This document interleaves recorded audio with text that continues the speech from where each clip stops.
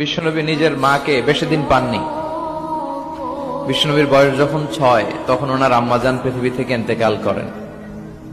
মায়ের কবরের সামনে দাঁড়িয়ে বিশ্বনবী শেষ বয়সে অনেক কেঁদেছেন। বিশ্বনবী একবার জিআররানা নামক জায়গায় কুরবানির গোশত বিতরণ করছিলেন, লম্বা লাইন। হঠাৎ তিনি লাইন থেকে একজন বয়োবৃদ্ধা মহিলাকে আলাদা করলেন, আলাদা করে বড় একটা গোশতের প্যাকেট দিলেন। নিজের গায়ের চাদরটা খুলে মহিলাটাকে বসতে দিলেন। মহিলা ও বিশ্বনবীর মাথায় হাত বুলিয়ে দিল। সাহাবারা তো অবাক, কে এই মহিলা যে বিশ্বনবীর চাদরের উপরে বসে, বিশ্বনবীর মাথায় হাত বুলিয়ে দেয়, বিশ্বনবী যাকে এত শ্রদ্ধা করে।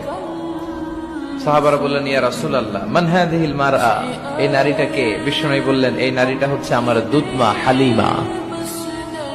মায়ের আদর আমি পাই নাই, এই হালিমাতু সাদিয়ার কাছে আমি লালিত পালিত হয়েছে, তার দুধ খেয়ে আজকের আমি তরতাজা নবী মুহাম্মদ।